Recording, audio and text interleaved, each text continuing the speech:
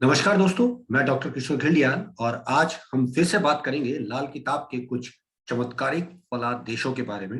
जी हाँ दोस्तों, अभी पिछले करीब 6-7 दिन पहले मैंने एक पोस्ट जो कि राहु केतु के प्रभाव के बारे में लाल किताब के अकॉर्डिंग बताया था। आप लोगों ने काफी सराही है और आप लोगों ने गुजारिश की कि प्रत्येक ग्रह के भी बताए जाएं। लेकिन आज जो मैंने विषय लिया है वो रहेगा मिले जुले सब्जेक्ट्स के हिसाब से। और आज मैं आपको बताऊंगा कि लाल किताब के कुछ अनुभवजन्य जो योग हैं या जो कुंडली में कुछ देखने में आते हैं, सटीकता से लगते हैं और ये सूत्र 100% काम करते हैं। तो आज हम इसी को आगे लेके चलेंगे और आपको ये सीरीज अच्छी लग रही है तो प्रत्येक ग्रह के हिसाब से भी मैं बताने का भविष्य में प्रयास करूंगा। यहाँ मैं आपको स्पष्ट कर दूं दोस्तों कि मेरे द्वारा लिखित एक पुस्तक है जिसमें लाल किताब के हमने 501 चमत्कारिक फलादेश बनाए हैं। उसके ये कुछ अंश मैं आपको इस यूट्यूब चैनल के माध्यम से बताने का प्रयास कर रहा हूँ। और जो लोग उस पुस्तक को खरीदना चाहते हैं या लेना चाहते हैं वो अमेज़न में उसको ले सकते हैं। साथ ही साथ जो लोग मुझसे लेना चाहेंगे तो मैं उनको पीडीएफ के रूप में या हार्ड कॉपी के रूप में भी कोरियर करके भेज सकता हूँ। ऑफ कोर्स उसके लिए आपको कुछ ना कुछ शुल्क थोड़ा बहुत देना पड़ेगा। तो मेरी लिखी पुस्तक के कुछ अंश जिसमें हमने 501 चमत्कारिक फलादेश जो कि लाल किताब के अनुसार है बताए हैं। और आज उसी सीरीज में से मैं कुछ अंश आपको बताऊंगा। तो दोस्तों पेन पेंसिल नोट कर लीजिएगा और इनको लिखिएगा और समझने की कोशिश कीजिएगा कि ये सूत्र क्या क्या बता रहे हैं। तो ज्यादा समय ना लेते हुए आपको बताता हूँ। सूत्र संख्या 1 जो है वो ये बताती है कि चंद्रमा के साथ जब केतु होगा तो माता और पुत्र दोनों को कष्ट रहेगा जीवन में। यानी चंद्र केतु की युति आप किसी भी कुंडली में अगर देखें तो आप एक नजर में कह सकते हैं कि माँ और बेटा दोनों के दोनों दुख तकलीफों में रहने वाले हैं, चाहे सेहत संबंधी हो, चाहे बेटे का कैरियर हो या माता को कोई ना कोई गंभीर बीमारी लगी रहती हो। केतु खाना नंबर 4 में जब होता है तो बहुधा हमने पाया कि पुत्र संतान बहुत लेट होती है। बहुधा 34 साल से 42 साल के मध्य में बेटे का सुख मिल पाता है।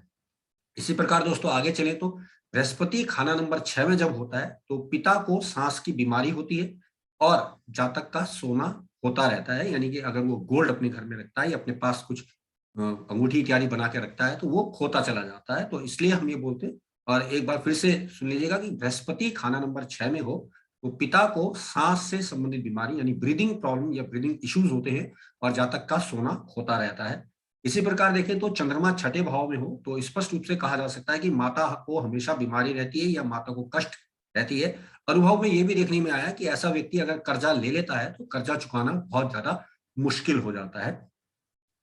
बृहस्पति 7वें भाव में हो तो ऐसे व्यक्ति के पिता से विचार कम मिलते हैं और ऐसे में हम बोलते हैं कि अगर ये पिता को अपनी कमाई में से मूंगा रतन पहना दे तो उनके संबंध अच्छे होने लगते हैं। तो फिर से सुन लीजिएगा, बृहस्पति यदि 7वें भाव में हो तो पिता से संबंध कम निभते हैं या कम पटती है जिसे हम कह सकते हैं। उसके लिए अपनी कमाई में से पिता को एक मूंगा रतन धारण करा दे तो काफी चीजें उसकी अच्छी होने लग जाती हैं। यहाँ एक अजीब एक और सूत्र भी देखने में मिला, हालांकि अनुभव में मैंने इसको अभी बिल्कुल टेस्ट नहीं किया है, लेकिन ये एक दो जो मेरे लाल किताब के बहुत अच्छे परम मित्र हैं उनसे मैंने पूछा तो ये काफी हद तक सही लगा कि शुक्र केतु की युति वाला जातक यदि विवाह नहीं करता है तो ये माना जाता है कि वो अंधा हो जाता है या उसको आगे चल के नेत्र उसके खराब हो जाते हैं। अब ये कितना सही है मेरे अनुभव में तो नहीं आया, लेकिन मेरे जितने भी लाल किताब के जाने वाले दोस्त हैं उन सब ने इसको मुझे सटीकता से बताया है कि ये सही देखने में आता है। एक बार फिर से बता देता हूँ, शुक्र केतु की युति अगर होगी तो यहाँ देखने में आया कि ऐसे व्यक्ति का अगर विवाह ना हो तो आगे चलकर उसकी आंखें खराब हो जाती हैं या वो अंधा हो जाता है। इसी प्रकार से शुक्र केतु की युति का एक और फल जो देखने में आता है वो ये है कि स्त्री को खून के संबंधित बीमारी हो सकती है, जो कि आज की तारीख में हम ब्लड प्रेशर या डायबिटीज इत्यादि मान सकते हैं। और इंटरेस्टिंगली एक और चीज जो देखने में आई है कि मंगल यदि छठे भाव में होता है तो जितने इस जातक के चाचा होंगे उतने ही उसके बेटे भी होंगे या उसके भाई भी होंगे। ये अनुभव में देखने में आया, यानी चाचे जितने होंगे उतने ही उसके भाई भी होंगे और उसके बेटे भी उतने ही होंगे। ये अनुभव में देखने में आया है और ये सही है। अब एक बात बड़ी इंटरेस्टिंग देखने में आई कि शुक्र अगर तीसरे घर में हो, जी हाँ दोस्तों, अगर शुक्र तीसरे घर में होता है किसी के तो ये माना जाता है कि जातक जब मकान बना लेता है उसके बाद से दिक्कतें जीवन में बढ़ जाती हैं। और ऐसे व्यक्ति को अंग्रेजी में एक शब्द आता है हैंडपैक हस्बैंड, जिसे लाल किताब के अकॉर्डिंग ये माना जाता है कि ऐसा व्यक्ति जोरू का गुलाम होता है। जी हाँ दोस्तों, यानी वो अपनी पत्नी के कहने पर ही चलता है। एक और फल इसका देखने में आया कि ऐसे जातक की जो पत्नी होती है वो कंधे से कंधा मिलाकर भाई के समान आपकी जीवन में मदद करती है। फिर से सुन लीजिएगा दोस्तों, शुक्र तीसरे घर में हो तो जातक जब मकान बनाएगा उसको बहुत सारी दिक्कतों का सामना करना पड़ता है। साथ ही साथ ऐसा व्यक्ति हैंडपैक हस्बैंड यानी जोरू का गुलाम होता है, और पत्नी भाई के समान कंधे से कंधा मिलाकर इस जातक का निर्वाह करती है। शनि खाना नंबर 3 में हो तो ये देखा गया है कि जातक विशेष की जो खान पान है वो तो ठीक है, लेकिन उसको नकद धन कभी नहीं मिल पाता, यानी उसको उतना ही वो कमा पाता है जितने से उसकी रोजी रोटी चलती रहती है। नकद धन की प्रॉब्लम्स उसकी लाइफ में बहुत सारी बनी ही रहती है। यहाँ एक बात और भी देखने में आई कि पत्रिका में अगर मंगल और शनि की युति कहीं पे भी हो जाए तो ऐसे जातक को पोतों का सुख बहुत लेट मिलता है, यानी हम मान सकते हैं उसका जो बेटा होता है वो बहुत देर से विवाह करता है, जिसकी वजह से पोतों का सुख उसको बहुत ज्यादा देर से मिलता है। फिर से सुन लीजिएगा, यदि पत्रिका में मंगल शनि की युति है कहीं पे भी तो ऐसे जातक को पोतों का सुख बहुत देर से मिलता है। इसके अलावा एक और अनुभव में देखा गया सूत्र है, स्त्री की पत्रिका हो और उसमें खाना नंबर 2 या 6 में अकेला शुक्र हो तो ऐसा जातक भी माना जाता है कि ये जो स्त्री होगी ये बांझ हो सकती है, यानी ऐसी स्त्री की संतान नहीं होगी या नहीं हो पाती है। तो ध्यान रखिएगा, स्त्री जातिका की पत्रिका में यदि शुक्र खाना नंबर 2 या खाना नंबर 6 में हो। दोस्तों यहाँ खाना मैं इसलिए बोल रहा हूँ कि हम भाव की बात कर रहे हैं, यहाँ पे राशियों से इसका कोई लेना देना नहीं होगा। और ऐसे में उस जातक के यानी जिस स्त्री की पत्रिका में योग है वो बांझ हो सकती है या उसकी संतान नहीं होती है। इसके अलावा यहाँ एक बात और भी देखने में अनुभव में आई है कि अगर मान लें कि किसी की पत्रिका में शनि खाना नंबर 1 में हो यानी लगन में शनि हो तो ऐसे व्यक्ति के जन्म के समय जिस जगह वो रह रहे होते हैं वहां पे कोई तामसिक देवता का मंदिर होता है। ये अनुभव में देखने में आया, यानी कि माँ काली का मंदिर हो सकता है, शनिदेव का मंदिर हो सकता है, हनुमान जी का मंदिर हो सकता है। तो इस तरह की बातें देखने में आई कि लगन में अगर शनि हो तो। दूसरा एक और प्रयोग जो देखने में आया है कि शनि खासतौर से जब लगन में होता है तो ऐसे जातक के घर में शराब की बोतलें रखी हुई होती हैं, भले ही वो स्वयं पीता हो चाहे ना पीता हो, लेकिन उसके घर में शराब की बोतलें अनुभव में देखने में आई हैं और ये रखी हुई होती हैं। हमने अनुभव में इसको कई जगह देखा है। शनि खाना नंबर 6 में हो, जी हाँ दोस्तों, शनि खाना नंबर 6 में हो तो ऐसे जातक को चमड़े का सामान गिफ्ट में मिलता है, खासतौर से पर्स और बेल्ट।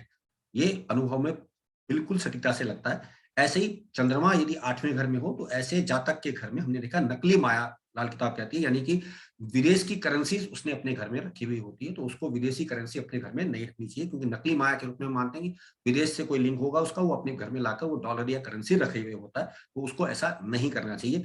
बुध यदि दूसरे घर में होता है तो हमने अनुभव में देखा है कि घर में बंद घड़ियां होती हैं, या पहले जमाने में लाल किताब के अकॉर्डिंग कहा गया है कि ऊन के गोले या निवार के गोले घर पे पड़े हुए होते हैं, और ये अनुभव में बिल्कुल प्रैक्टिकली सही देखने में आता है। इसके अलावा बात करूंगा दोस्तों कि चंद्रमा यदि 1 नंबर पे हो यानी लगन में हो तो ऐसे जातक को जन्म लेने में मतलब बहुत सारी मन्नतें मांग के इसका जन्म हुआ होता है, यानी ये आसानी से प्राप्त हुई संतान नहीं होती है, माँ बाप को इसके लिए बहुत ज्यादा संघर्ष करना पड़ रहा होता है। और एक और इंटरेस्टिंग बात देखने में आती है कि अगर चंद्रमा दूसरे घर में होता है तो ऐसा जातक का जन्म जमीन से ऊपर हुआ होता है, यानी कि हॉस्पिटल वगैरह में होगा तो फ्लोर में उसका जन्म हुआ होता है, और ये भी प्रैक्टिकली देखने में बिल्कुल सही आता है। इसके अलावा एक और अनुभव में देखने में आया कि केतु जब खाना नंबर 2 में होता है तो ऐसे व्यक्ति जो है जीभ निकाल कर खाना खाना पसंद करते हैं। इसके अलावा धार्मिक यात्राओं के बड़े शौकीन होते हैं। तो ये कुछ अनुभव थे दोस्तों जो मैंने आपको आज बताने का प्रयास किया है।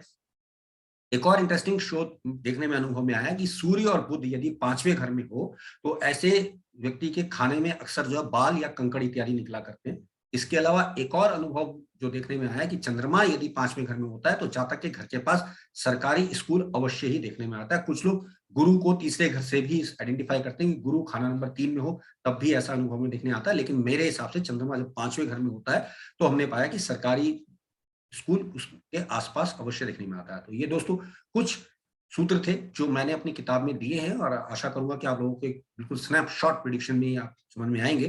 कुछ लोग इसको लाल किताब की निशानियां बोल सकते हैं, कुछ लोग इसको लाल किताब की सूत्र बोल सकते हैं, लेकिन मैंने इस तरह के करीब 501 सूत्रों का इकट्ठा करके उनको सूत्र के रूप में पिरोकर एक किताब बनाई है जिसमें लाल किताब के चमत्कारिक फलादेश मैंने बताने का प्रयास किया है। यदि आप वो परचेज करना चाहते हैं तो अमेजन के थ्रू परचेज कर सकते हैं, और अधिक जानकारी के लिए आप मुझसे संपर्क कर सकते हैं। तो दोस्तों आज के लिए इतना। आप सबने मुझे सुना, आप सबका धन्यवाद। नमस्कार।